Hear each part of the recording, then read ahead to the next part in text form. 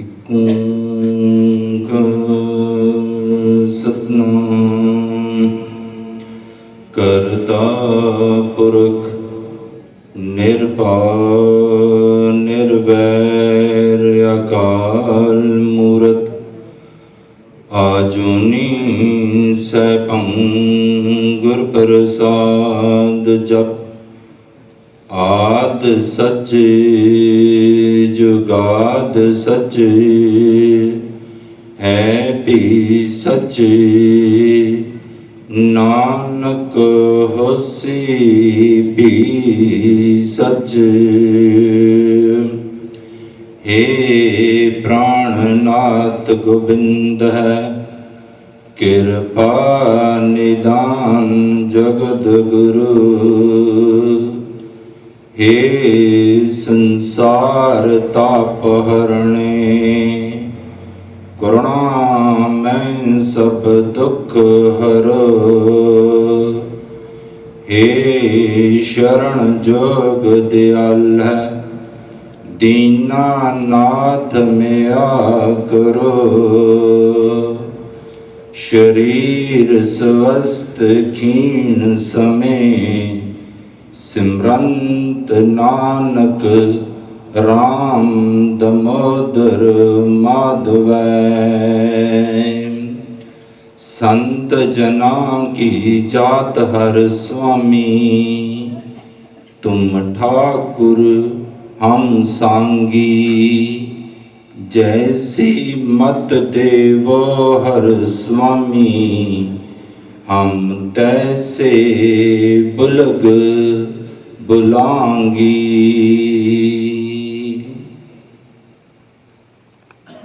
जागदी जोत हाजरा हजूर चारा जहूर कल युग दे बोहित नाम दे जहाज हालत पलत दे रखे लोक परलोक दे सहायक हाजर नाजर खंडा ब्रह्मंडा दे मालिक साहिब श्री गुरु ग्रंथ साहिब जी की हजूरी दे विच बैठ के समय नूं सफला कर रही सवासां नूं सफला कर रही गुरु प्यारी साध संगत जी जो कल के दिन दे विच साहिब श्री गुरु अर्जन देव सच्चे पातशाह के बचनों नूं मुख रख के शब्द की विचार चल रही है, उस लड़ी नूं आपां अगे जोड़िए ते संपूर्ण करिए। उस तो पहला जो मेरे कलगीधर सच्चे पातशाह ने बख्शिश दे विच फतेह बख्शी है, उस फतेह नूं सारे ही गज वज के बुलंद करो। वाहिगुरु जी का खालसा वाहिगुरु जी की फतेह। सत्संगी जनों, साहिब श्री गुरु अर्जन देव सच्चे पातशाह दे उस शब्द जिस शब्द नूं उन्होंने सहस्कृति के श्लोकां दे विच अंकित किया है अते जिस दे अंदर उन्होंने जंगे मैदान दी युद्ध दी फौजां दी शस्त्र दी घोड़सवारी दी जित दी कब्जे की गल की। पातशाह के बचन सैना सात समूह सुर अजितन सनाहं तन निमृत है आवध है गुण गोबिंद रमण ओट गुर शब्द कर चरमण है। इन्हां दो पंक्तियों की विचार कल आप सब संगतां दे नाल जिवें मेरे गुरु पातशाह ने करवाई आपां कीती। सत्संगी जनों, अगलियां पंक्तियां दे विच मेरे साहिब श्री गुरु अर्जन देव सच्चे पातशाह भाई कल्याणा दे जो उसने पूछया उसनूं जवाब दिंदे हुए कहंदे हन। उन्हें पूछया कि सच्चे पातशाह फौजां किहड़ियां? कहंदे जिहड़ी मैं ब्रह्म ज्ञानियां दी संतां दी फौज तैयार कीती ਕਹਿੰਦੇ ਇਹ ਇੱਕ ਇਸ ਤਰ੍ਹਾਂ ਦੇ ਸੂਰਮੇ ਹਨ ਜਿਨ੍ਹਾਂ ਦੇ ਉੱਪਰ ਕੋਈ ਵੀ ਜਿੱਤ ਪ੍ਰਾਪਤ ਨਹੀਂ ਕਰ ਸਕਦਾ। ਉਹ ਕਹਿਣ ਲੱਗਾ ਸੱਚੇ ਪਾਤਸ਼ਾਹ ਸੰਜੋਗ ਕਿਹੜੀ ਹੈ? ਕਹਿੰਦੇ ਜੋ ਜੀਵਨ ਦੇ ਵਿੱਚ ਇਹਨਾਂ ਨੇ ਨਿਮਰਤਾ ਧਾਰਨ ਕੀਤੀ ਹੈ। ਤੇ ਦਾਸ ਆਪ ਜੀ ਨੂੰ ਬੇਨਤੀ ਕਰੇ, ਦਾਸ ਕੋਈ ਵਡਿਆਈ ਨਹੀਂ ਕਰਨ ਲੱਗਾ ਹੈ। ਇਹ ਅਸਥਾਨ ਜੋ ਮਹਾਂਪੁਰਸ਼ ਇਸ ਦੀ ਅਗਵਾਈ ਕਰਦੇ ਹਨ, ਧੰਨ ਧੰਨ ਬਾਬਾ ਗੁਰਦੇਵ ਸਿੰਘ ਜੀ, ਸਾਨੂੰ ਇੱਕ ਘਰ ਚਲਾਉਣਾ ਔਖਾ ਹੋ ਜਾਂਦਾ ਹੈ। ਉਹਨਾਂ ਨੇ ਇੰਨੇ ਠਾਠ ਹਿੰਦੁਸਤਾਨ ਦੇ ਅੰਦਰ ਵੀ ਵਿਦੇਸ਼ਾਂ ਦੇ ਅੰਦਰ ਵੀ ਬਣਾਏ, ਇੱਕੋ ਇੱਕ ਲਕਸ਼ ਲੈ ਕੇ ਕਿ ਸਿਰਫ ਤੇ ਸਿਰਫ ਮੇਰੇ ਗੁਰੂ ਨਾਨਕ ਦੇਵ ਸੱਚੇ ਪਾਤਸ਼ਾਹ ਦੇ ਦਰ ਘਰ ਦਾ ਪ੍ਰਚਾਰ, ਕਲਗੀਧਰ ਸੱਚੇ ਪਾਤਸ਼ਾਹ ਦੇ ਦਰ ਘਰ ਦਾ ਪ੍ਰਚਾਰ, ਗੁਰੂ ਗ੍ਰੰਥ ਸਾਹਿਬ ਜੀ ਦੀ ਬਾਣੀ ਦਾ ਪ੍ਰਚਾਰ, ਇਹੀ ਲਕਸ਼ ਹੈ ਸਤਸੰਗੀ ਜਨੋ। ਅਤੇ ਕਿਤਨੇ ਵਧੀਆ ਢੰਗ ਦੇ ਨਾਲ ਚੱਲ ਰਹੇ ਹਨ। ਤੇ ਜੀਵਨ ਦੇਖ ਲਵੋ। ਮੈਂ ਬੇਨਤੀ ਕਰਾਂ, ਸਾਡੇ ਕੋਲ ਥੋੜਾ ਜਿਹਾ ਧਨ ਆ ਜਾਏ, ਸਾਡੇ ਸੋਫਿਆਂ ਦੀ ਕੀਮਤ ਨਹੀਂ ਜਾਣੀ ਜਾਂਦੀ। ਸਾਡੇ ਕੋਲ ਥੋੜਾ ਜਿਹਾ ਧਨ ਆ ਜਾਏ, ਸਾਡੇ ਜਿਹੜੇ ਬੈੱਡ ਹਨ ਉਹ ਇੰਨੇ ਕੀਮਤੀ ਹੋ ਜਾਂਦੇ ਹਨ ਜਿਨ੍ਹਾਂ ਦੀ ਕੋਈ ਲਿਮਟ ਹੀ ਨਹੀਂ ਹੈ। ਪਰ ਅੱਜ ਵੀ ਉਹਨਾਂ ਦੇ ਆਸਣ ਤੇ ਜਾ ਕੇ ਦੇਖੋ, ਉਹੀ 2 ਇੰਚ ਦਾ ਇੱਕ ਪਤਲਾ ਜਿਹਾ ਗੱਦਾ ਤੇ ਕੋਈ ਕੁਰਸੀ ਨਹੀਂ। ਨਿਮਰਤਾ ਹੈ ਨਾ। ਮੈਂ ਜ਼ਿਆਦਾ ਵਿਸਥਾਰ ਵਿੱਚ ਕੋਈ ਉਪਮਾ ਵਿੱਚ ਨਹੀਂ ਜਾਣਾ ਚਾਹੁੰਦਾ, ਪਰ ਮੈਂ ਬੇਨਤੀ ਕਰਾਂ, ਇਹੀ ਤਾਂ ਨਿਸ਼ਾਨੀਆਂ ਹਨ ਸਤਸੰਗੀ ਜਨੋ। ਤੇ ਗੁਰੂ ਪੰਜਵੇਂ ਪਾਤਸ਼ਾਹ ਕਹਿੰਦੇ ਭਾਈ ਕਲਿਆਣਾ, ਕਹਿੰਦੇ ਜੋ ਉਹਨਾਂ ਨੇ ਆਪਣੇ ਜੀਵਨ ਦੇ ਵਿੱਚ ਨਿਮਰਤਾ ਧਾਰਨ ਕਰ ਲਈ ਨਾ। ਮੇਰੇ ਗੁਰੂ ਨਾਨਕ ਦੇਵ ਸੱਚੇ ਪਾਤਸ਼ਾਹ ਨੂੰ ਕਿਸੇ ਨੇ ਪੁੱਛਿਆ ਸੀ ਕਿ ਸੱਚੇ ਪਾਤਸ਼ਾਹ ਤੁਸੀਂ ਜਿੱਥੇ ਵੀ ਜਾਂਦੇ ਹੋ ਸਭ ਦੇ ਉੱਪਰ ਜਿੱਤ ਪ੍ਰਾਪਤ ਕਰਕੇ ਆ ਜਾਂਦੇ ਹੋ। ਤੁਸੀਂ ਜੋਗੀਆਂ ਨੂੰ ਮਿਲੇ, ਉਹਨਾਂ ਤੇ ਤੁਸੀਂ ਜਿੱਤ ਪ੍ਰਾਪਤ ਕੀਤੀ। ਤੁਸੀਂ ਖੱਤਰੀਆਂ ਨੂੰ ਮਿਲੇ, ਉਹਨਾਂ ਦੇ ਉੱਪਰ ਜਿੱਤ ਪ੍ਰਾਪਤ ਕੀਤੀ। ਤੁਸੀਂ ਕੁਰੂਕਸ਼ੇਤਰ ਹਰਿਦੁਆਰ ਵਿੱਚ ਰਹਿਣ ਵਾਲੇ ਬ੍ਰਾਹਮਣਾਂ ਦੇ ਨਾਲ ਮਿਲੇ, ਤੁਸੀਂ ਉਹਨਾਂ ਤੇ ਜਿੱਤ ਪ੍ਰਾਪਤ ਕੀਤੀ। ਤੁਸੀਂ ਸਿੱਧਾਂ ਨੂੰ ਮਿਲੇ, ਉਹਨਾਂ ਤੇ ਜਿੱਤ ਪ੍ਰਾਪਤ ਕੀਤੀ। ਆਖਿਰਕਾਰ ਤੁਹਾਡੇ ਕੋਲ ਹਥਿਆਰ ਕਿਹੜਾ ਹੈ? ਤੇ ਗੁਰੂ ਪਾਤਸ਼ਾਹ ਨੇ ਬਾਣੀ ਦੇ ਵਿੱਚ ਪਤਾ ਕੀ ਜਵਾਬ ਦਿੱਤਾ ਸੀ? ਕਹਿੰਦੇ ਗਰੀਬੀ ਗਦਾ ਹਮਾਰੀ। ਗਰੀਬੀ ਕਿ ਜਿਹੜੀ ਮੈਂ ਜੀਵਨ ਦੇ ਵਿੱਚ ਨਿਮਰਤਾ ਧਾਰਨ ਕੀਤੀ ਹੋਈ ਹੈ ਨਾ, ਕਹਿੰਦੇ ਇਹ ਮੇਰੀ ਗਦਾ ਹੈ, ਮੇਰੀ ਗੁਰਜ ਹੈ, ਮੇਰਾ ਹਥਿਆਰ ਹੈ। ਇਹੀ ਗੱਲ ਤਾਂ ਪੰਜਵੇਂ ਪਾਤਸ਼ਾਹ ਕਹਿੰਦੇ ਭਾਈ ਕਲਿਆਣਾ, ਜਿਹੜੀ ਮੈਂ ਬ੍ਰਹਮ ਗਿਆਨੀ ਦੀ ਫੌਜ ਤਿਆਰ ਕੀਤੀ, ਉਹਨਾਂ ਨੇ ਜੀਵਨ ਵਿੱਚ ਨਿਮਰਤਾ ਧਾਰਨ ਕੀਤੀ। ਕਹਿੰਦੇ ਇਹ ਉਹਨਾਂ ਦੀ ਸੰਜੋਗ ਹੈ ਜੋ ਉਹਨਾਂ ਦੀ ਰਾਖੀ ਕਰਦੀ ਹੈ। ਉਹਨਾਂ ਨੇ ਪੁੱਛਿਆ ਕਿ ਸੱਚੇ ਪਾਤਸ਼ਾਹ ਸ਼ਸਤਰ ਕਿਹੜੇ ਹਨ? ਕਹਿੰਦੇ ਜੋ ਪ੍ਰਮਾਤਮਾ ਦੇ ਗੁਣਾਂ ਦਾ ਗਾਇਨ ਕਰਦੇ ਹਨ। ਉਹ ਕਹਿਣ ਲੱਗੇ ਸੱਚੇ ਪਾਤਸ਼ਾਹ ਢਾਲ ਕਿਹੜੀ ਹੈ? ਤੇ ਆਪਾਂ ਕੱਲ ਵਿਚਾਰ ਇੱਥੇ ਖਤਮ ਕੀਤੀ ਸੀ ਕਿ ਓਟ ਗੁਰ ਸ਼ਬਦ ਕਰ ਚਰਮਣ ਹੈ, ਕਿ ਉਹਨਾਂ ਦੇ ਕੋਲ ਜਿਹੜੀ ਢਾਲ ਹੈ ਉਹ ਜੋ ਸ਼ਬਦ ਦੀ ਕਮਾਈ ਕਰਦੇ ਹਨ, ਜੋ ਸ਼ਬਦ ਦਾ ਜਾਪ ਕਰਦੇ ਹਨ, ਉਸ ਦੇ ਨਾਲ ਜੁੜਦੇ ਹਨ। ਇਹ ਬੜੀ ਵੱਡੀ ਢਾਲ ਹੈ। ਉਹ ਕਹਿਣ ਲੱਗਾ ਸੱਚੇ ਪਾਤਸ਼ਾਹ ਜਿਹੜੀਆਂ ਫੌਜਾਂ ਹੁੰਦੀਆਂ ਹਨ ਉਹਨਾਂ ਦੇ ਕੋਲ ਤਾਂ ਘੋੜੇ ਵੀ ਹੁੰਦੇ ਹਨ, ਹਾਥੀ ਵੀ ਹੁੰਦੇ ਹਨ, ਉਹਨਾਂ ਦੇ ਕੋਲ ਤਾਂ ਕੀ ਹੁੰਦਾ ਹੈ? ਰੱਥ ਵੀ ਹੁੰਦੇ ਹਨ। ਤੇ ਇਹਨਾਂ ਬ੍ਰਹਮ ਗਿਆਨੀਆਂ ਦੇ ਕੋਲ ਕਿਹੜੀ ਹੈ ਜਿਹਦੇ ਨਾਲ ਇਹ ਸਫ਼ਰ ਕਰਕੇ, ਜਿਨ੍ਹਾਂ ਦੀ ਸਵਾਰੀ ਕਰਕੇ ਇਹ ਉੱਥੇ ਤੱਕ ਪਹੁੰਚ ਗਏ? ਤੇ ਮੇਰੇ ਸਾਹਿਬ ਸ੍ਰੀ ਗੁਰੂ ਅਰਜਨ ਦੇਵ ਸੱਚੇ ਪਾਤਸ਼ਾਹ ਸ਼ਬਦ ਦੀ ਤੀਸਰੀ ਲਾਈਨ ਵਿੱਚ ਪਤਾ ਕੀ ਕਹਿੰਦੇ ਹਨ? ਕਹਿੰਦੇ ਅਰੂੜ ਤੇ ਅਸਵ ਰੱਥ ਨੰਗ ਹੈ। ਅਰੂੜ ਤੇ ਦੇ ਅਰਥ ਹਨ ਸਵਾਰੀ ਕਰਨੀ।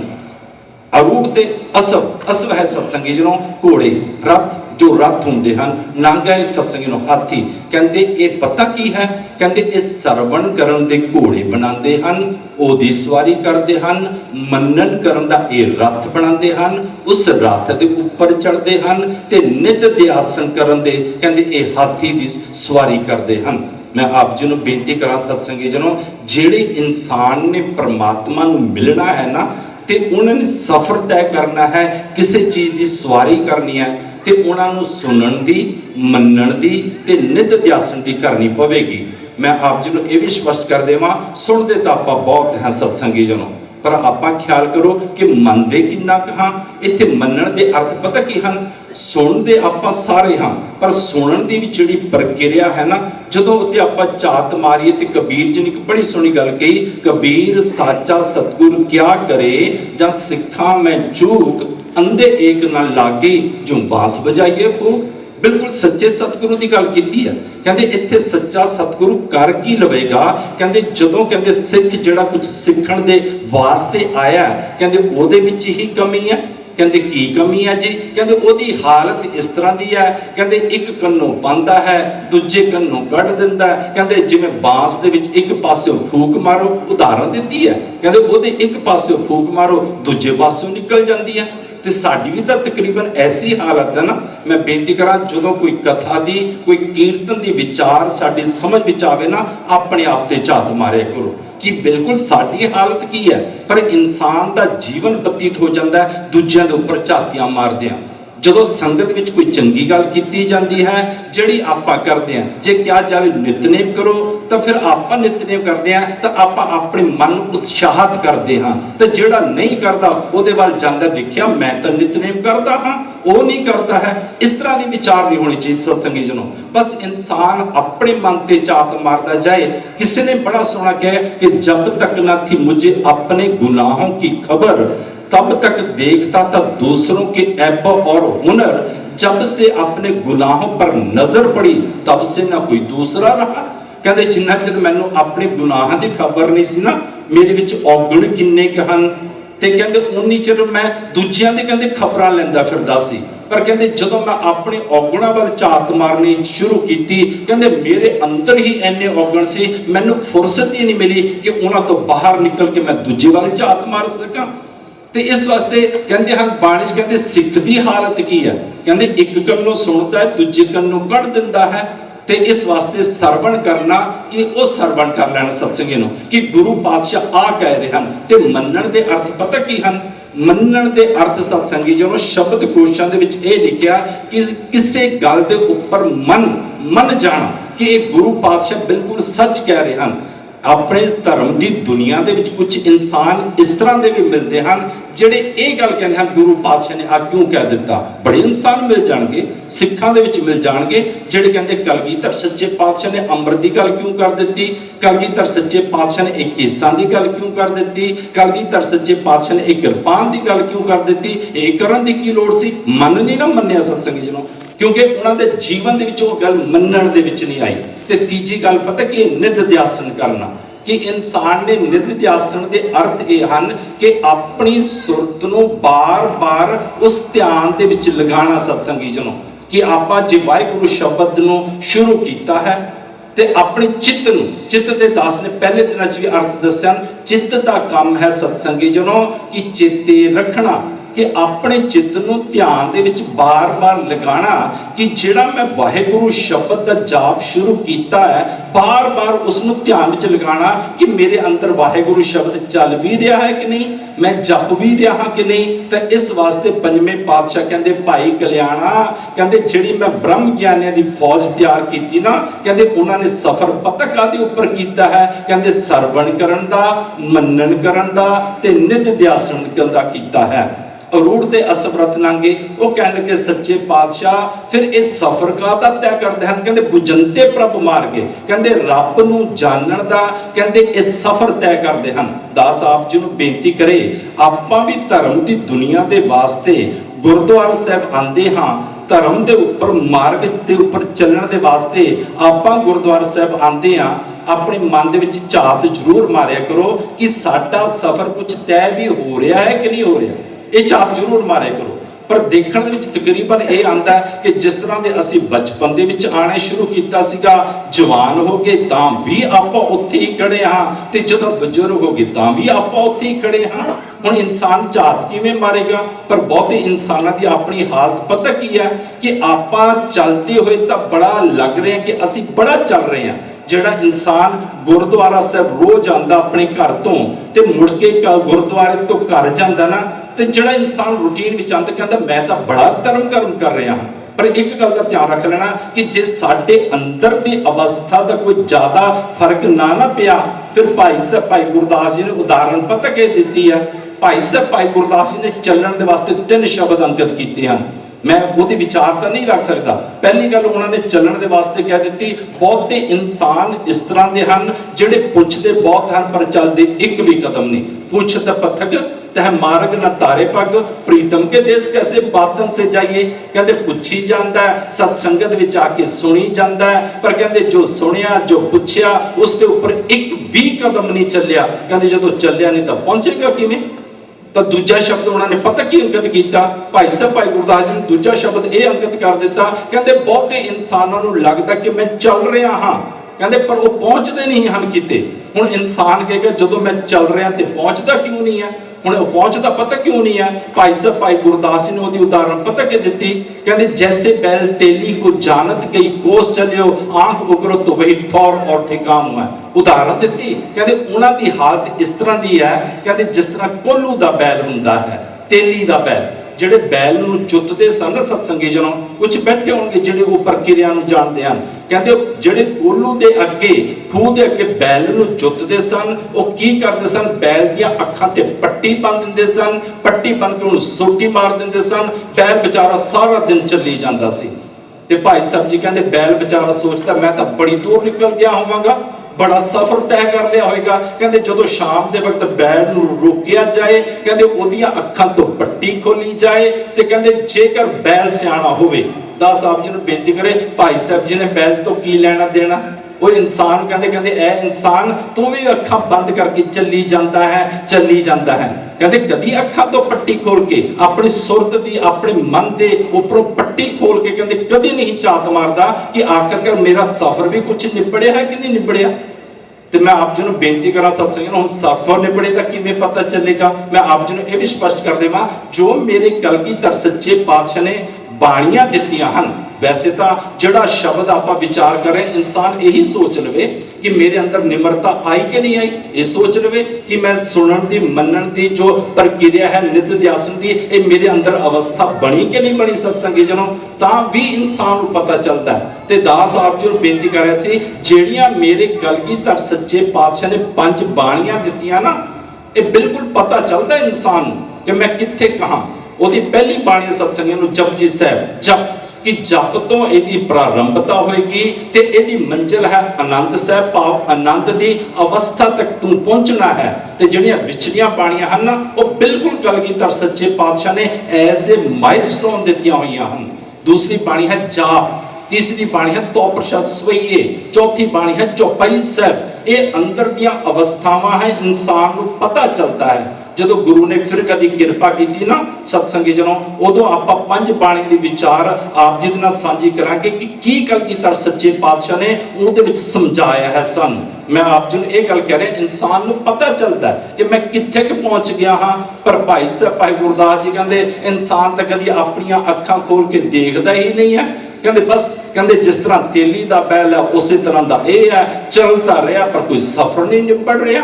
ਇਸ ਵਾਸਤੇ ਦਾਸ ਆਪ ਜੀ ਨੂੰ ਬੇਨਤੀ ਕਰੇ, ਮੇਰੇ ਸਾਹਿਬ ਸ੍ਰੀ ਗੁਰੂ ਅਰਜਨ ਦੇਵ ਸੱਚੇ ਪਾਤਸ਼ਾਹ ਕਹਿੰਦੇ ਅਰੂੜ ਤੇ ਅਸਵਰਥ ਨੰਗ ਪੁਜੰਤੇ ਪ੍ਰਭ ਮਾਰਗੇ, ਕਹਿੰਦੇ ਪ੍ਰਭੂ ਦੇ ਮਾਰਗ ਦੇ ਉੱਪਰ ਚੱਲਣ ਕੇ ਤੇ ਉਸ ਨੂੰ ਕਹਿੰਦੇ ਜਾਣਦੇ ਹਨ, ਕਹਿੰਦੇ ਬੁੱਝਦੇ ਹਨ। ਤੇ ਭਾਈ ਕਲਿਆਣਾ ਜੀ ਕਹਿਣ ਲੱਗੇ ਸੱਚੇ ਪਾਤਸ਼ਾਹ ਬਿਲਕੁਲ ਪਤਾ ਚੱਲ ਗਿਆ, ਪਰ ਇਹ ਵੀ ਤਾਂ ਕਿਰਪਾ ਕਰਕੇ ਦੱਸ ਦਿਓ ਨਾ ਕਿ ਉਹ ਧਾਵਾ ਕਿਵੇਂ ਬੋਲਦੇ ਹਨ। ਕਹਿੰਦੇ ਅਰੂੜ ਤੇ ਅਸਵਰਥ ਰਥ ਨੰਗੇ ਬੁਜੰਤੇ ਪ੍ਰਭ ਮਾਰਗੇ, ਕਹਿੰਦੇ ਵਿਚਰ ਤੇ ਨਿਰਭਯੰ ਸ਼ਤਰੂ ਸੈਨਾ, ਕਹਿੰਦੇ ਉਹ ਬੜੇ ਨਿਰਭੈ ਹੋ ਕੇ, ਜਿਵੇਂ ਦਾਸ ਨੇ ਆਪ ਜੀ ਨੂੰ ਇੱਕ ਗੱਲ ਕਹੀ ਸੀ ਕਿ ਜਿਹੜਾ ਰੱਬ ਦੀ ਕਿਰਪਾ ਦਾ ਪਾਤਰ ਬਣਦਾ ਹੈ ਉਹ ਨਿਰਭਉ ਤੇ ਨਿਰਵੈਰ ਹੋ ਜਾਂਦਾ ਹੈ।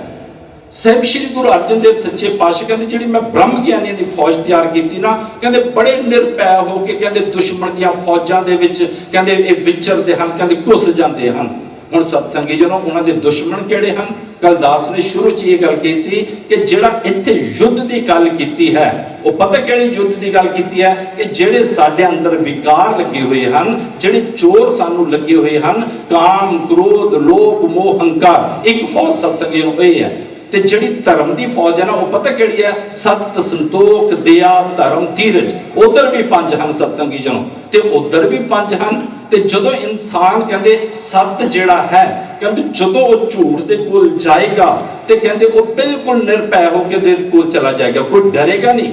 ਦਾਸ ਨੇ ਪਹਿਲੇ ਦਿਨਾਂ 'ਚ ਕਿਹਾ ਸੀਗਾ ਕਿ ਜੇਕਰ ਹੁਣ ਸਤ ਦੇ ਉੱਪਰ ਚੱਲਣ ਵਾਲਾ ਇਨਸਾਨ ਝੂਠ ਵਾਲੇ ਇਨਸਾਨ ਦੇ ਕੋਲੋਂ ਡਰ ਰਿਹਾ ਹੈ ਕਿ ਕਿਤੇ ਮੈਂ ਇਸ ਝੂਠੇ ਆਦਮੀ ਦੇ ਕੋਲ ਚਲਾ ਗਿਆ, ਕਿਤੇ ਮੈਂ ਹੀ ਝੂਠਾ ਨਾ ਹੋ ਜਾਵਾਂ, संतोखी आदमी लोभी आदमी दे कोल चला गया ते अपने मन च ये डर करे कि मैं ही लोभी ना हो जावां ते कादी संतोख दी सत्संग जी महानता, कादी सत दी महानता।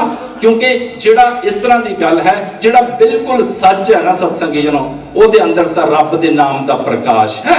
मैं बेनती करा वो तो फिर बड़ा निर्भय होकर उन्होंने विच विचरदा है, घूमदा है। इस गल नूं साहिब श्री गुरु अर्जन देव सच्चे पातशाह कहते विचरते निर्भयंक शत्रु सैना। कहते धायन ते गोपाल कीर्तन, कहते धावा किवें बोलते हैं, कहते धावा बोलते हैं कीर्तन करन दा। आप जी कीर्तन सरवण करते हो ना, धन धन बाबा नंद सिंह जी दे वक्त, क्योंकि धन धन बाबा नंद सिंह जी महाराज सन 1943 दे विच पंज भूतक चोला बदल गए सन। उस वक्त ऐसे तो साधन नहीं सन, कोई माइक नहीं सन, कोई लाउड स्पीकर नहीं सन। ते धन धन बाबा नंद सिंह जी महाराज तकरीबन एक गल क्या करते सन कीर्तनियां नूं कि जिन्ना उच्ची कीर्तन करोगे, कहते जिथे तक आवाज जाएगी, कहते उत्थे कलयुग तक ही, कहते कलयुग का बाप भी नहीं आ सकेगा जिथे कीर्तन होगा सत्संगी जनों। तो इस गल तो कहते हैं पंजवें पातशाह कहते धायन ते गोपाल कीर्तने, कहते गोपाल प्रभु की कीर्ति करते हुए, प्रभु का जस करते हुए, कहते वो धावा बोल देंगे हैं। ते साहिब श्री गुरु अर्जन देव सच्चे पातशाह दे कोल भाई कल्याणा कहन लगे, सच्चे पातशाह एक कृपा करके दसो कि फिर वो जितते किहनूं हैं। ते गुरु साहिब श्री गुरु अर्जन देव सच्चे पातशाह ने शब्द की अखीरली पंक्ति च बड़ी सोहनी गल कीती। कहते पता कि इहनूं जितते हैं, कहते जितते विश्व संसार है, कहते सारे संसार दे उपर जित प्राप्त कर लेंदे हैं।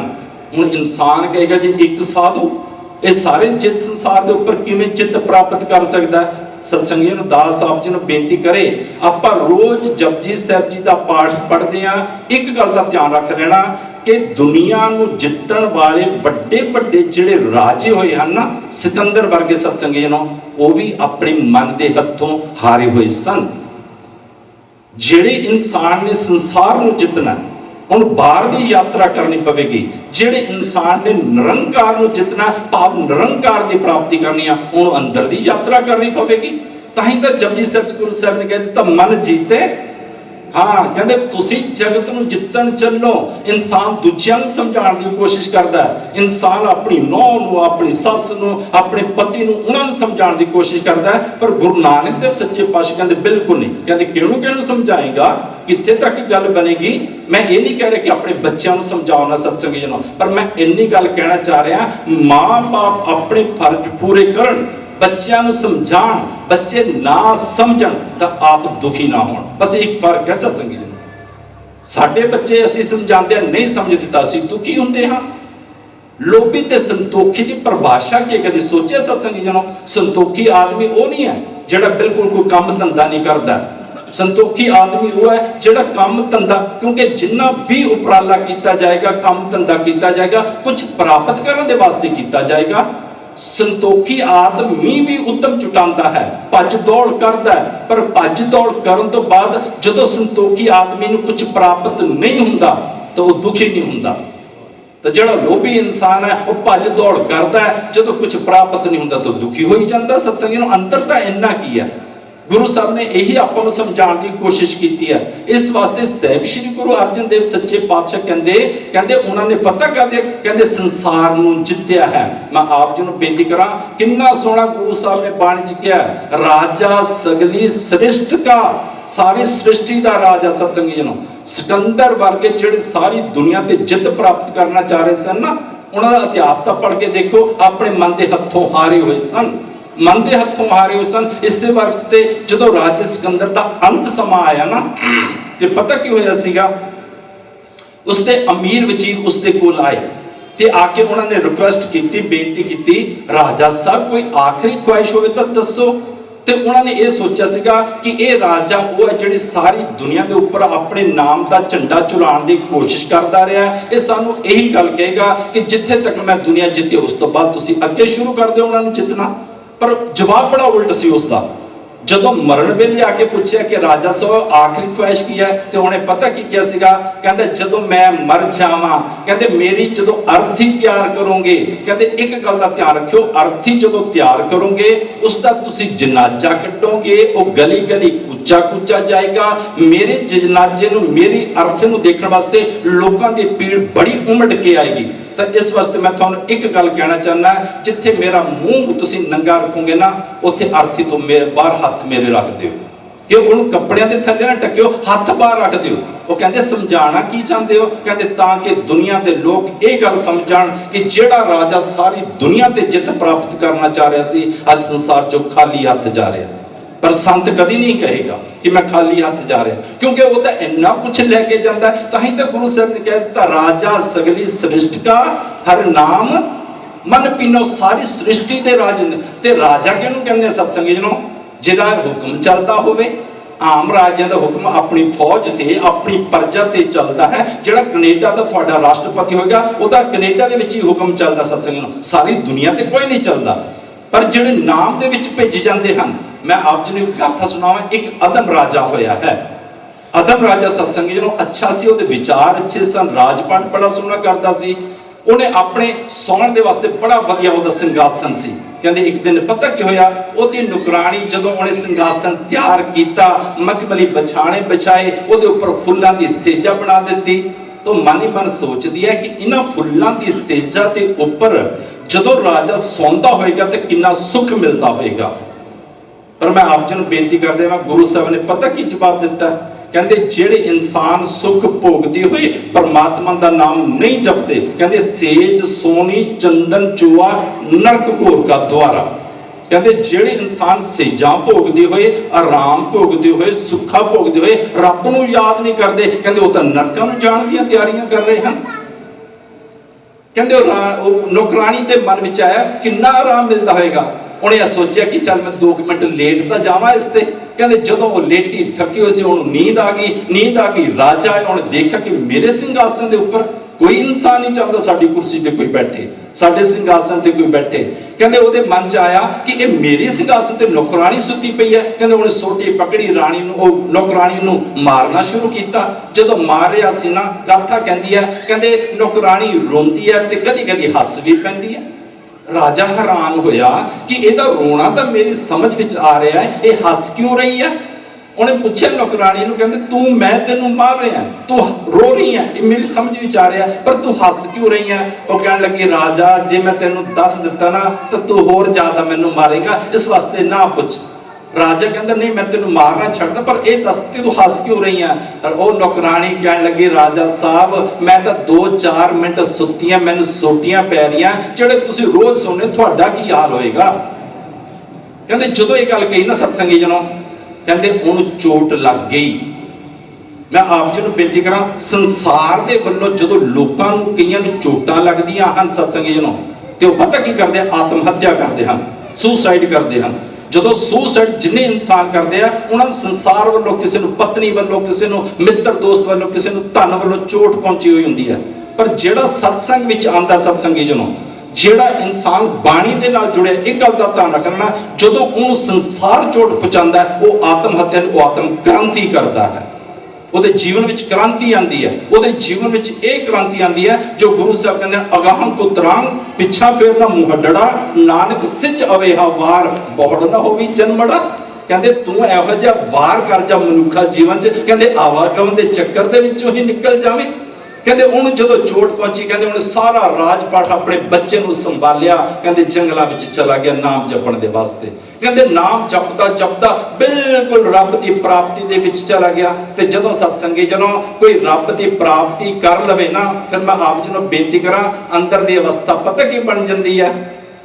ਕਹਿੰਦੇ ਗੁਰਮੁਖ ਅੰਤਰ ਸਹਿਜ ਹੈ। ਪੰਕਤੀ ਨੂੰ ਧਿਆਨ ਨਾਲ ਸੁਣ ਲੈਣਾ।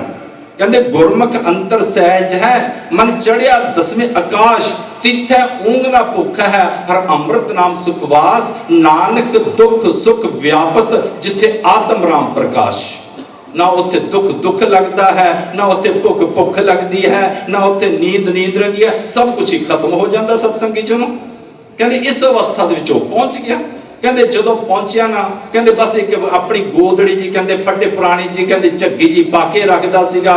ਕਹਿੰਦੇ ਉਹ ਵੀ ਜਦੋਂ ਫਟ ਜਾਂਦੀ ਆਪਣੇ ਆਪ ਹੀ ਸੀਨ ਲੱਗ ਪੈਂਦਾ ਸੀ। ਇੱਕ ਸੂਈ ਧਾਗਾ ਉਸਨੇ ਰੱਖਿਆ ਹੋਇਆ ਸੀ। ਕਹਿੰਦੇ ਇੱਕ ਦਿਨ ਪਤਾ ਕੀ ਹੋਇਆ, ਜਦੋਂ ਜੰਗਲ ਦੇ ਵਿੱਚ ਨਦੀ ਦੇ ਕੰਢੇ ਤੇ ਬੈਠਾ, ਕੁਝ ਉਹਦੇ ਜਿਹੜੇ ਸ਼ਹਿਰ ਦੇ ਲੋਕ ਸਨ, ਰਾਜੇ ਨੂੰ ਜਾਣਨ ਵਾਲੇ, ਉੱਥੋਂ ਦੀ ਲੰਘੇ ਤੇ ਉਹਨਾਂ ਨੂੰ ਲੱਗਿਆ ਕਿ ਇਹ ਤਾਂ ਉਹ ਸਾਡਾ ਰਾਜਾ ਹੈ, ਜਿਹੜਾ ਕਿ ਆਪਣੇ ਬੱਚੇ ਨੂੰ ਰਾਜਪਾਟ ਦੇ ਕੇ ਚਲਾ ਗਿਆ ਸੀਗਾ।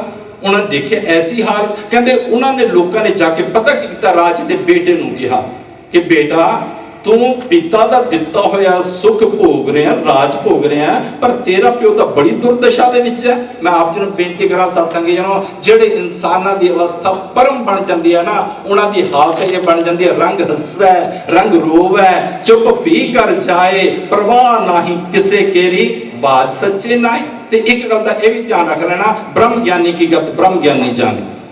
ਆਮ ਇਨਸਾਨ ਬ੍ਰਹਮ ਗਿਆਨੀ ਦੀ ਪਹਿਚਾਣ ਨਹੀਂ ਕਰ ਸਕਦਾ। ਉਹ ਫਟੇ ਪੁਰਾਣੇ ਕੱਪੜਿਆਂ ਦੇ ਵਿੱਚ ਵੀ ਹੋ ਸਕਦਾ ਹੈ, ਉਹ ਸ਼ਾਨੋ ਸ਼ੌਕਤ ਦੇ ਵਿੱਚ ਵੀ ਹੋ ਸਕਦਾ ਹੈ। ਇਹ ਕੋਈ ਜ਼ਰੂਰੀ ਨਹੀਂ ਹੈ ਕਿ ਜਿਹੜਾ ਸਾਧੂ ਸੰਤ ਫਟੇ ਪੁਰਾਣੇ ਹੀ ਕੱਪੜੇ ਪਾਵੇ। ਮੇਰੇ ਸਾਹਿਬ ਸ੍ਰੀ ਗੁਰੂ ਹਰਗੋਬਿੰਦ ਸਾਹਿਬ ਸੱਚੇ ਪਾਤਸ਼ਾਹ ਕਿੰਨੇ ਸਤਸੰਗੀ ਜਨੋ, ਇਤਿਹਾਸ ਕਹਿੰਦਾ ਮੇਰੇ ਕਲਗੀਧਰ ਸੱਚੇ ਪਾਤਸ਼ਾਹ ਜਿਸ ਸਿੰਘਾਸਨ ਤੇ ਬੈਠਦੇ ਸਨ ਉਹਨੂੰ ਵੀ ਸੋਨਾ ਲੱਗਾ ਹੁੰਦਾ ਸੀ, ਉਹਨਾਂ ਦੇ ਤਾਂ ਤੀਰਾਂ ਨੂੰ ਵੀ ਸੋਨਾ ਲੱਗਾ ਹੋਇਆ ਹੁੰਦਾ ਸੀ। ਤੇ ਗੁਰੂ ਨਾਨਕ ਦੇਵ ਸੱਚੇ ਪਾਤਸ਼ਾਹ ਦੀ ਸਿੱਖ ਵੀ ਇਹ ਹੈ, ਮੇਰਾ ਸਿੱਖ ਰਾਜਯੋਗੀ ਹੋਣਾ ਚਾਹੀਦਾ ਹੈ।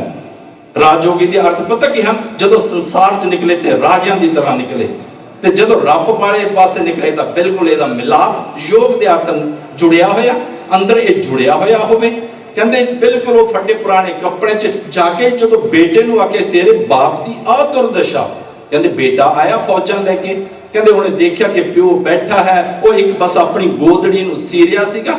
ਉਹਨੇ ਜਾ ਕੇ ਮੱਥਾ ਟੇਕ ਕੇ ਕਹਿਣ ਲੱਗਾ ਪਿਤਾ ਜੀ ਤੁਸੀਂ ਕੀ ਦੁਰਦਸ਼ਾ ਬਣਾਈ ਹੈ, ਰਾਜ ਪਾਠ ਹੈ ਸਭ, ਤੁਸੀਂ ਵਾਪਸ ਘਰ ਚੱਲੋ। ਉਹ ਕਹਿਣ ਲੱਗਾ ਨਹੀਂ ਬੇਟਾ, ਜਿਹੜੀ ਮੌਜ ਵਿੱਚ ਮੈਂ ਪਹੁੰਚ ਗਿਆ ਹਾਂ ਨਾ, ਉਹ ਸੁੱਖ ਰਾਜਿਆਂ ਨੂੰ ਨਹੀਂ ਪ੍ਰਾਪਤ ਹੁੰਦੇ। ਮੈਂ ਬੇਨਤੀ ਕਰਾਂ ਸਤਸੰਗ ਨੂੰ, ਰਾਜ ਤਾਂ ਕਿ ਸਾਧੂਆਂ ਦੇ ਦਰਾਂ ਤੇ ਖੜੇ ਰਹਿੰਦੇ ਹਨ। ਕਹਿਣ ਲੱਗਾ ਉਹ ਸੁੱਖ ਕਹਿੰਦੇ ਰਾਜਿਆਂ ਨੂੰ ਪ੍ਰਾਪਤ ਨਹੀਂ ਹੁੰਦਾ। ਉਹ ਕਹਿਣ ਲੱਗਾ ਨਹੀਂ ਪਿਤਾ ਜੀ ਤੁਸੀਂ ਵਾਪਸ ਚੱਲੋ। ਜਦੋਂ ਜ਼ਿਆਦਾ ਜਿੱਦ ਕੀਤੀ ਨਾ, ਕਹਿੰਦੇ ਪਤਾ ਕੀ ਕੀਤਾ? ਉਹ ਕਹਿਣ ਲੱਗਾ ਮੇਰੀਆਂ ਫੌਜਾਂ ਹਨ, ਮੇਰਾ ਰਾਜ ਪਾਠ ਹੈ, ਤੁਹਾਡਾ ਦਿੱਤਾ ਹੀ ਹੈ, ਸਾਰੇ ਆਪਣੇ ਹੁਕਮ ਦੇ ਵਿੱਚ ਹਨ, ਪਰਿਵਾਰ ਹੈ, ਸਾਰੇ ਤੁਹਾਡੇ ਕਹਿਣੇ ਵਿੱਚ ਰਹਿਣਗੇ, ਵਾਪਸ ਚੱਲੋ। ਕਹਿੰਦੇ ਪਤਾ ਰਾਜੇ ਨੇ ਕੀ ਕੀਤਾ? ਆਦਮ ਰਾਜੇ ਨੇ, ਕਹਿੰਦੇ ਜਿਹੜੀ ਸੂਈ ਨਾਲ ਕੱਪੜਾ ਸੀਰਿਆ ਸੀ ਨਾ, ਉਹ ਕਹਿੰਦੇ ਸੂਈ ਉਹਨੇ ਨਦੀ ਵਿੱਚ ਸੁੱਟ ਦਿੱਤੀ। ਕਹਿੰਦਾ ਬੇਟਾ ਹਾਂ ਮੈਂ ਤੇਰੇ ਨਾਲ ਚੱਲਦਾ ਹਾਂ, ਪਰ ਜਿਹੜਾ ਸੂਈ ਮੈਨੂੰ ਕੱਢ ਕੇ ਦੇ ਦੇ। ਉਹ ਕਹਿਣ ਲੱਗਾ ਪਿਤਾ ਜੀ ਬੜੀਆਂ ਸੂਈਆਂ, ਤੁਸੀਂ ਇਸ ਤਰ੍ਹਾਂ ਕਰੋ ਮੈਂ ਤੁਹਾਨੂੰ 1000 ਸੋਨੇ ਦੀਆਂ ਚਾਂਦੀ ਦੀਆਂ ਸੂਈਆਂ ਬਣਾ ਦਾਂਗਾ, ਤੁਸੀਂ ਵਾਪਸ ਚੱਲੋ। ਕਹਿਣ ਲੱਗਾ ਨਹੀਂ ਬੇਟਾ, ਇਹਨੇ ਮੇਰਾ ਬੜਾ ਸਾਥ ਦਿੱਤਾ ਹੈ, ਇਹਦੇ ਨਾਲ ਮੈਨੂੰ ਪਿਆਰ ਹੋ ਗਿਆ, ਤੂੰ ਮੈਨੂੰ ਸੂਈ ਕੱਢ ਦੇ। ਉਹਨੇ ਆਪਣੀ ਫੌਜ ਲਗਾਈ, ਜਿਹੜੇ ਗੋਤਾਖੋਰ ਹਨ ਟੂਪੀ ਲਗਾਉਣ ਵਾਲੇ ਆ ਉਹ ਲਗਾਏ, ਪਰ ਕਿੱਥੋਂ ਸੂਈ ਲੱਭੇ। ਜਦੋਂ ਥੱਕ ਗਿਆ ਨਾ, ਕਹਿਣ ਲੱਗਾ ਨਹੀਂ ਪਿਤਾ ਜੀ ਸੂਈ ਤਾਂ ਮੇਰੇ ਤੋਂ ਨਹੀਂ ਨਿਕਲਦੀ। ਤੇ ਕਹਿੰਦੇ ਰਾਜਾ ਆਦਮ ਕਹਿਣ ਲੱਗਾ ਹੁਣ ਮੈਂ ਕੱਢ ਕੇ ਦਿਖਾਵਾਂ? ਕਹਿਣ ਲੱਗਾ ਹਾਂਜੀ। ਕਹਿੰਦੇ ਉਹਨਾਂ ਨੇ ਕਹਿੰਦੇ ਪ੍ਰਭੂ ਨੂੰ ਕਿਹਾ। ਮੈਂ ਆਪ ਜੀ ਨੂੰ ਬੇਨਤੀ ਕਰਾਂ, ਜਿਹੜੇ ਉਸ ਪਰਮ ਅਵਸਥਾ ਵਿੱਚ ਪਹੁੰਚ ਜਾਂਦੇ ਹਨ, ਤਿਨਕਾ ਕੇ ਹੈ ਦਰਗੇ ਚੱਲੇ, ਉਹਨਾਂ ਦਾ ਕਿਹਾ ਤਾਂ ਰੱਬ ਮੰਨਦਾ ਹੈ, ਮੇਰੀ ਬੰਦੀ ਭਗਤ ਛੁਡਾਵੇ, ਬੰਦੀ ਭਗਤ ਨਾ ਛੁੱਟੇ ਮੂੰਹ, ਰੱਬ ਵੀ ਉਹਨਾਂ ਦਾ ਕਿਹਾ ਮੰਨਦਾ। ਕਹਿੰਦੇ ਜਦੋਂ ਆਦਮ ਰਾਜ ਨੇ ਅੱਖਾਂ ਬੰਦ ਕੀਤੀਆਂ, ਕਹਿੰਦੇ ਪ੍ਰਭੂ ਦੇ ਅੱਗੇ ਅਰਦਾਸ ਕੀਤੀ ਕਿ ਪ੍ਰਭੂ ਮੇਰੀ ਸੂਈ ਤੁਸੀਂ ਕਿਰਪਾ ਕਰਕੇ ਨਦੀ ਦੇ ਵਿੱਚੋਂ ਮੈਨੂੰ ਕੱਢ ਕੇ ਪਕੜਵਾ ਦੇਵੋ। ਕਹਿੰਦੇ ਰੱਬ ਨੇ ਮੱਛੀਆਂ ਨੂੰ ਕਹਿੰਦੇ ਹੁਕਮ ਕੀਤਾ, ਕਹਿੰਦੇ ਮੱਛੀਆਂ ਨੇ ਇੱਕਦਮ ਉੱਤੇ ਤਰਥੱਲੀ ਮਚਾ ਦਿੱਤੀ। ਕਹਿੰਦੇ ਆਖਿਰਕਾਰ ਇੱਕ ਮੱਛੀ ਗਈ, ਉਹ ਸੂਈ ਆਪਣੇ ਮੂੰਹ 'ਚ ਲਿਆ ਕੇ ਰਾਜੇ ਆਦਮ ਦੇ ਕੋਲ ਫੜਾ ਦਿੱਤੀ। ਜਦੋਂ ਆਦਮ ਦੇ ਕੋਲ ਫੜਾਈ, ਕਹਿੰਦਾ ਕਿਉਂ ਬੇਟਾ, ਰਾਜਾ ਤੂੰ ਹੈ ਕਿ ਮੈਂ ਹਾਂ ਕਿ ਜਿਹਦੇ ਕਾਇਨਾਤ ਪੂਰੀ ਸ੍ਰਿਸ਼ਟੀ ਰਾਹ ਹੁਕਮ ਮੰਨ ਰਹੀ ਹੈ। ਇਸ ਵਾਸਤੇ ਸਤਸੰਗੀ ਜਨੋ, ਗੁਰੂ ਪੰਜਵੇਂ ਪਾਤਸ਼ਾਹ ਕਹਿੰਦੇ ਹਨ ਆਪਣੇ ਬਚਨਾਂ, ਕਹਿੰਦੇ ਰਾਜਾ ਸਗਲੀ ਸ੍ਰਿਸ਼ਟ ਕਾ, ਸ੍ਰਿਸ਼ਟ ਦੇ ਵਿੱਚ ਸਤਸੰਗ ਨੂੰ ਪਸ਼ੂ ਵੀ ਆ ਜਾਂਦੇ ਹਨ, ਸ੍ਰਿਸ਼ਟ ਦੇ ਵਿੱਚ ਬਨਸਪਤੀ ਵੀ ਆ ਜਾਂਦੀ ਹੈ, ਸ੍ਰਿਸ਼ਟੀ ਦੇ ਵਿੱਚ ਸਭ ਕੁਝ ਆ ਜਾਂਦਾ, ਇਕੱਲੇ ਇਨਸਾਨ ਨਹੀਂ ਆਉਂਦੇ। ਤੇ ਪੰਜਵੇਂ ਪਾਤਸ਼ਾਹ ਕਹਿੰਦੇ ਰਾਜਾ ਸਗਲੀ ਸ੍ਰਿਸ਼ਟ ਕਾ ਹਰ ਨਾਮ ਮਨ ਭੀਨਾ, ਕਹਿੰਦੇ ਜਿਹਦਾ ਨਾਮ ਦੇ ਵਿੱਚ ਮਨ ਭਿੱਜ ਗਿਆ, ਕਹਿੰਦੇ ਉਹ ਸਾਰੀ ਸ੍ਰਿਸ਼ਟੀ ਦਾ ਰਾਜਾ। ਇਸ ਗੱਲ ਨੂੰ ਪੰਜਵੇਂ ਪਾਤਸ਼ਾਹ ਕਹਿੰਦੇ ਭਾਈ ਕਲਿਆਣਾ, ਕਹਿੰਦੇ ਜਿਹੜੇ ਮੈਂ ਬ੍ਰਹਮ ਗਿਆਨੀ ਦੀ ਫੌਜ ਤਿਆਰ ਕੀਤੀ ਨਾ, ਕਹਿੰਦੇ ਜਿੱਤ ਤੇ ਬਿਸਰ ਸੰਸਾਰੇ, ਕਹਿੰਦੇ ਸਾਰੇ ਸੰਸਾਰ ਦੇ ਉੱਪਰ ਉਹਨਾਂ ਨੇ ਜਿੱਤ ਪ੍ਰਾਪਤ ਕੀਤੀ ਹੋਈ ਹੈ। ਉਹ ਕਹਿਣ ਲੱਗਾ ਸੱਚੇ ਪਾਤਸ਼ਾਹ ਕਿਰਪਾ ਕਰਕੇ ਇਹ ਦੱਸ ਦੇਵੋ ਕਿ ਉਹਨਾਂ ਨੇ ਫਿਰ ਕਬਜ਼ਾ ਕਿਤੇ ਕੀਤਾ। ਤੇ ਗੁਰੂ ਪਾਤਸ਼ਾਹ ਸ਼ਬਦ ਦੀ ਅਖੀਰ ਦੀ ਅੱਧੀ ਪੰਕਤੀ ਵਿੱਚ ਕਹਿੰਦੇ ਹਨ ਨਾਨਕ ਵਸੇ ਕ੍ਰੋਧ ਪੰਜ ਤਸ ਕਰੇ, ਕਹਿੰਦੇ ਜਿਹੜੇ ਪੰਜ ਚੋਰ ਲੱਗੇ ਹੋਏ ਹਨ, ਕਾਮ ਕ੍ਰੋਧ ਲੋਭ ਮੋਹ ਅਹੰਕਾਰ, ਕਹਿੰਦੇ ਉਹਨਾਂ ਦੇ ਉੱਪਰ ਉਹਨਾਂ ਨੇ ਕਬਜ਼ਾ ਕੀਤਾ ਹੋਇਆ। ਤੇ ਸਤਸੰਗੀ ਜਨੋ ਇਹਨਾਂ ਦੇ ਉੱਪਰ ਕਬਜ਼ਾ ਕਰਨਾ ਬੜੀ ਔਖੀ ਗੱਲ ਹੈ। ਕਿਉਂ ਸਤਸੰਗੀ ਜਨੋ? ਕਿਉਂਕਿ ਭਾਈ ਗੁਰਦਾਸ ਜੀ ਕਹਿੰਦੇ ਅੱਖੀ ਵੇਖ ਨਾ ਰਚੀਆਂ ਬਹੁ ਰੰਗ ਤਮਾਸ਼ੇ, ਉਸਤਤ ਨਿੰਦਾ ਕੰਨ ਸੁਣ ਰੋਵਣ ਤੇ ਹਾਸੇ, ਸਾਦੀ ਜੀਵਨਾ ਰਚੀਆਂ ਕਰ ਭੋਗ ਬਲਾਸੇ, ਨਕ ਨਾ ਰੱਜਾ ਵਾਸ਼ ਲੈ ਕਰ ਦੁਰਗੰਧ ਸਵਾਸੇ, ਰੱਜ ਨਾ ਕੋਈ ਜੀਵਿਆ ਕੂੜੇ ਪ੍ਰਵਾਸੇ। ਕਹਿੰਦੇ ਇਹ ਤਾਂ ਕਦੀ ਰੱਜਦੀਆਂ ਨਹੀਂ। ਪੰਜ ਜਿਹੜੇ ਚੋਰ ਹਨ ਇਹਨਾਂ ਦੇ ਨਾਲ ਸੰਬੰਧਿਤ ਹਨ, ਅੱਖਾਂ ਦੇ ਨਾਲ, ਕੰਨਾਂ ਦੇ ਨਾਲ, ਨਾਸਕਾਂ ਦੇ ਨਾਲ, ਜੀਭ ਦੇ ਨਾਲ, ਚਮੜੀ ਦੇ ਨਾਲ। ਤਾਂ ਹੀ ਤਾਂ ਭਗਤ ਰਵਿਦਾਸ ਜੀ ਨੇ ਕਹਿ ਦਿੱਤਾ, ਮਿਰਗ ਮੀਨ ਪ੍ਰਿੰਗ ਪਤੰਗ ਕੁੰਚਰ ਏਕ ਦੋਖ ਬਨਾਸ, ਪੰਜ ਦੁਖ ਅਸਾਧ ਜਾਮੇ ਤਾਂ ਕੀ ਕੇਤਕ ਆਸ। ਕਹਿੰਦੇ ਇਹਨਾਂ ਨੂੰ ਤਾਂ ਇੱਕ ਇੱਕ ਦੋਸ਼ ਲੱਗਾ। ਕਹਿੰਦੇ ਇੱਕ ਇੱਕ ਦੋਸ਼ ਦੇ ਕਾਰਨ ਕਹਿੰਦੇ ਆਪਣਾ ਜੀਵਨ ਗਵਾ ਬੈਠਦੇ ਹਨ। ਕਹਿੰਦੇ ਇਨਸਾਨ ਨੂੰ ਤਾਂ ਪੰਜੇ ਲੱਗੇ ਹੋਏ ਹਨ। ਕਹਿੰਦੇ ਜਿਹਨੂੰ ਪੰਜ ਚੋਰ ਲੱਗੇ ਹਨ, ਕਹਿੰਦੇ ਇਹਦੇ ਬਚਣ ਤੇ ਕੀ ਆਸ ਹੈ। ਪਰ ਜਿਹੜਾ ਗੁਰੂ ਦੇ ਦੱਸੇ ਮਾਰਗ ਤੇ, ਸਹਿਬ ਸ਼੍ਰੀ ਗੁਰੂ ਅਰਜਨ ਦੇਵ ਸੱਚੇ ਪਾਤਸ਼ਾਹ ਦੇ ਦੱਸੇ ਹੋਏ ਮਾਰਗ ਤੇ ਚੱਲਦਾ ਹੈ। ਦਾਸ ਆਪ ਜੀ ਨੂੰ ਬੇਨਤੀ ਕਰੇ ਸਤਸੰਗੀ ਜਨੋਂ, किसी ने बड़ा सोना लिखा कि जिनके दिन मनाते हो उनकी बात भी जानो। जानता आप लेंदे हाँ कथा ते कीर्तन दे राही, पर वो प्रेमी कहता इत्थे बस ना करो। कहते जिनके दिन मनाते हो उनकी बात भी मानो। कहते जिन्हां दे दिन मनाते हो कहते उन्हां दी गल नूं मन्नो भी, जीवन दे विच भी लियाओ। जदों आपां सुन के मन्नांगे सो जो गुरु अर्जन देव सच्चे पातशाह ने कहा, सैना सत समूह सूर अजितंग सनाहं तन निमरता है, आप है गुण गोबिंद रमणं ओट गुर शब्द कर चरमणा। अरूढ़ ते असवरथ नांगे भुजंते प्रमार्गे, विचरते निर्भयंग शत्रु सेना, तान ते गोपाल कीर्तने जितते बिसर संसारे, नानक वस्य क्रोध पंच तस करे। सो कुटान कुटान शुकर ਸਾਹਿਬ श्री गुरु ग्रंथ साहिब जी का, ਜਿਹੜੀ अपनी गोद ਦੇ ਵਿੱਚ ਬਿਠਾ ਕੇ ਗੁਣ ਗਵਾਉਂਦੇ ਹਨ। ਧੰਨ ਧੰਨ ਬਾਬਾ ਨੰਦ ਸਿੰਘ ਜੀ, ਧੰਨ ਧੰਨ ਬਾਬਾ ਈਸ਼ਰ ਸਿੰਘ ਜੀ, ਧੰਨ ਧੰਨ ਬਾਬਾ ਸਾਧੂ ਸਿੰਘ ਜੀ, ਜਿਨ੍ਹਾਂ ਦੇ ਕੋਲ ਦਾਸ ਰਹਿ ਕੇ ਇਸ ਸਕੂਲ ਦੇ ਵਿੱਚ ਵਿੱਦਿਆ ਸਿੱਖੀ। ਸੋ ਸਭ ਦਾ ਆਪ ਰੱਬ ਵਰਗੀਆਂ ਸੰਗਤਾਂ ਦਾ ਵੀ ਕੱਲ ਨੂੰ ਸੰਪਟ ਪਾਠ ਸਾਹਿਬ ਜੀ ਦੇ ਭੋਗ ਪਾਣੇ ਹਨ। ਤੇ ਇਸ ਵਾਸਤੇ ਗੁਰਮੁਖ ਪਿਆਰੇ ਸੰਤ ਬਿੱਕਰ ਸਿੰਘ ਜੀ ਕਹਿੰਦੇ ਕੱਲ ਸਮਾਂ ਥੋੜਾ ਹੋਵੇਗਾ, दस कथा करेगा। सहब श्री गुरु अर्जन देव सच्चे पातशाह के उपर उन्होंने की दोष लाए, किस तरह दी सजावां दित्तियां, तो किस तरह मेरे पातशाह सहब श्री गुरु अर्जन देव सच्चे पातशाह तती तवी ते बैठे की कह रहे हैं, वो विचार कल थोड़े समय आप सांझ पावांगे। दास नूं होईयां भुल्लां दी माफ़ी देवो, होवै भुल खिमंस करना, बिरध खालसे संदा, बख्शणहार गुरु ते संगत, भुल्लणहार है बंदा। वाहिगुरु जी का खालसा, वाहिगुरु जी की फतेह।